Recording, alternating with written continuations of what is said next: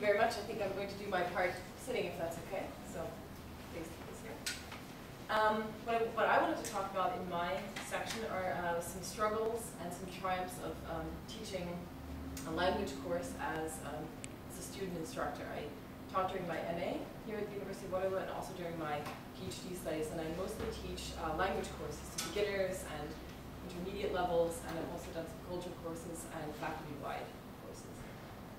So through all that, I've learned a lot through that experience. One of the triumphs that I had was overcoming my fear of public speaking. So as you can see, I'm sitting here, I'm not shaking, I'm not stuttering. That was a difficult thing at the beginning, to be in front of the classroom and have people looking to me to give them the answer.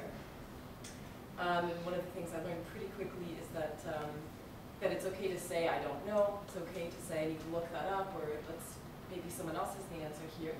Just kind of really realizing that I do not always have the answer, and that's okay. And admitting that is kind of a sign of confidence and not of weakness or incompetence. Another success was success with planning and executing a structured class. So beginning with a warm-up phase, and then I introduced new material, then we practiced it together, and then there would be a production phase at the end. So I found that very interesting. So we can talk more about that later if you want to, how to kind of structure a class like that. And also learning to deal with unexpected situations, people behaving inappropriately, or I don't know, not participating when I expected them to participate. So kind of thinking up, strategies and trying different things out to get people to engage with the material. So not always easy, but when it works out, you feel, wow, I did a good job. One of the struggles that I encountered was working with other TAs, actually. We kind of had a TA coordinator, and then we had other TAs, and we would often co-teach. So especially during my MA, I'd be working together with another TA. This was very difficult because just two people working together, a lot of responsibility and stress.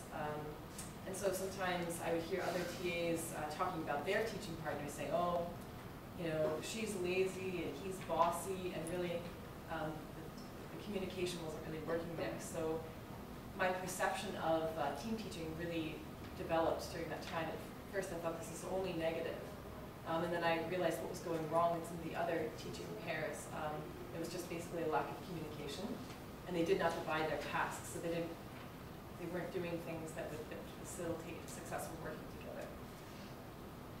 So frequent communication and task division make life easier if you're working together with another TA. Now, being on the topic of being solely responsible for an entire course, that brings completely different issues and challenges, especially when it comes to dealing with, like I mentioned, with unprepared or struggling students.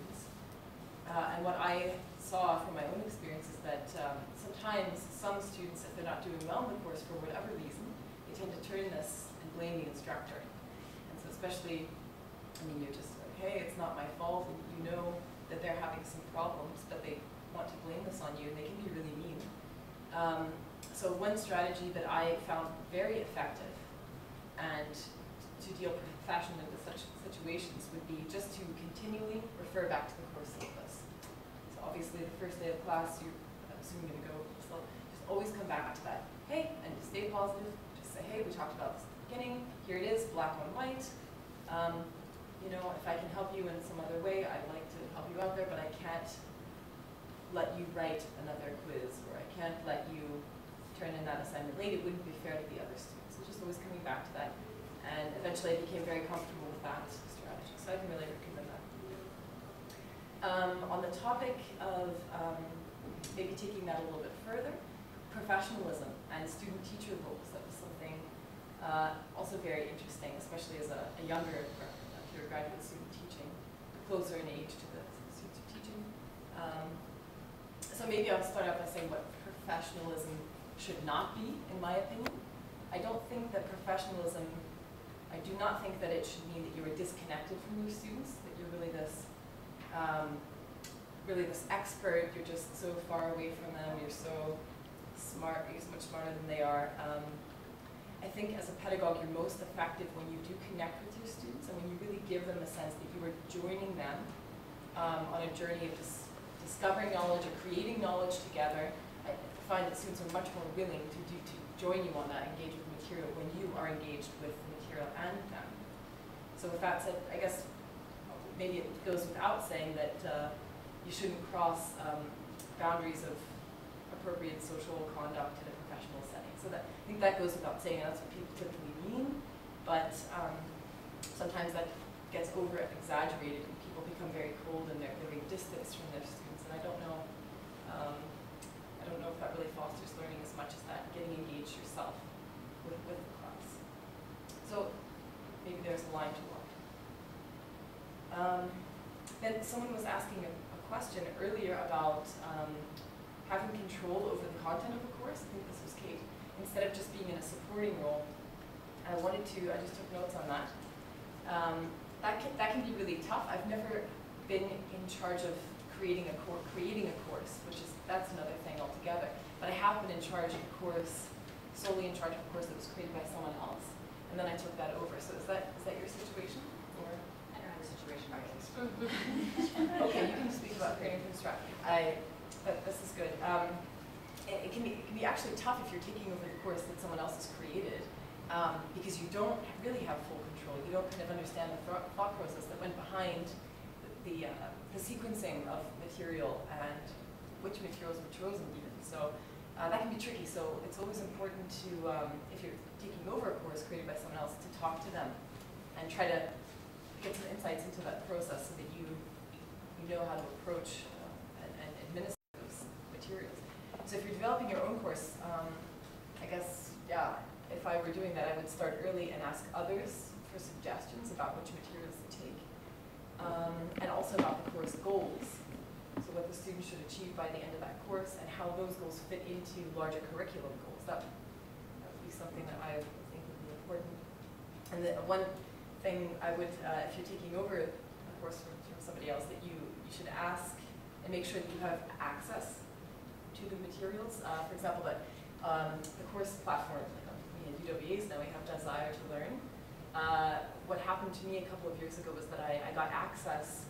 The professor was on sabbatical and I was taking over his course, and it was just a miscommunication. I didn't get access to that site until 3 days before this semester. So it worked out, everything was okay, but it was extremely stressful. And I just thought, wow, maybe 6 months ago I could have asked him to kind of get on the ball with that. How much time do I have? About another 2 more minutes. Another 2 more minutes. Okay, then I wanted to address your question about starting off on a strong positive note. In my experience, I kind of had 2 experiences, so comparing and contrasting them. I found that it was better to start out very honestly and almost very strict with the students regarding the difficulty of the course material, what's expected of them, and just kind of emphasize these things. And then as the semester goes on, kind of get nicer. And I just found that the students, we had a better rapport. They had a better perception of me, perhaps, or I of the situation, because I didn't feel like I was having to get stricter over time because people were breaking the rules or not doing their work or something like this. So actually, the other way around might lead to a more positive outcome. Just starting out strict and then getting more positive. But that's just my experience. So. Thank you. All right, thanks, Allison.